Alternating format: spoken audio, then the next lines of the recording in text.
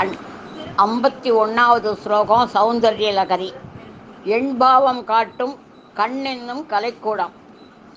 சிவே சிருங்காராத்ரா ததிதரஜனே குத்சனபரா சரோஷா கங்காயாம் கிரிதரிதே விஸ்மமயவதி ஹராகிப்யோபீதா சரசிருக சௌபாக்ய ஜனனி சுகீஷு ஸ்மேராதே மயி ஜனனி திருஷ்டி சகருணா.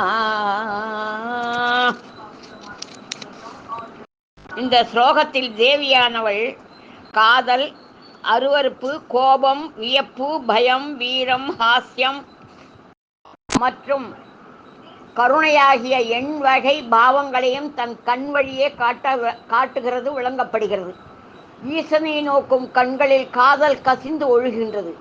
தாயென்ற பாவனையில் அல்லாமல் வேறு பாவத்தில் தன்னை நோக்கி வருபவர்களிடம் கண்கள் அருவருப்பை வெளிப்படுத்துகிறது.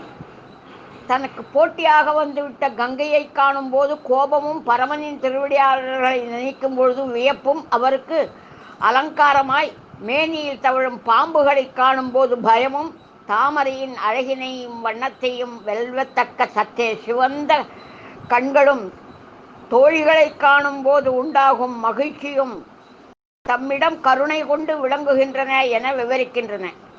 2வது வரியில் கிரீச்ச சரிதே என்னும் பதத்திற்கு பதிலாக கிரீச்ச நயனே என்றொரு பாடம் உள்ளது. இவ்வாறாகில் ஈசனின் நெற்றிக்கண் மன்மதனை எரித்து தமது வைராக்கியத்தை நிலைநிறுத்திய நிலையும், இன்று அதுவே தன்னிடம் காதல் வயப்பட்டு மயங்கி இருக்கும் நிலையும் என இரண்டையும் எண்ணி வியப்புடன் இருப்பதாக சொல்லலாம். சென்ற ஸ்லோகத்தில் நவரசங்கள் என்று கூறப்பட்டிருந்தும் இந்த ஸ்லோகத்தில் 8 வகையான பாவங்கள் மட்டுமே குறிப்பிட்டுள்ளது. நவரசங்களில் ஒன்றான சாந்தம் இங்கே குறிப்பிடவில்லையே. சாந்தம் என்பது மனவிகாரமற்ற அமைதியான நிலை என கொள்ளலாம்.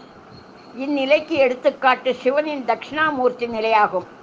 இந்த ஸ்லோகத்தின் முதல் பதமான சிவே என்பதனை விழிச்சொல்லாக கொண்டால் தேவியின் இந்த சாந்த ஸ்வரூபம் விளங்கும் என்பதாலேயே இதனை தனியாக பகவத்பாதர் குறிப்பிட்டு சொல்லவில்லை என்று கொள்ளலாம்.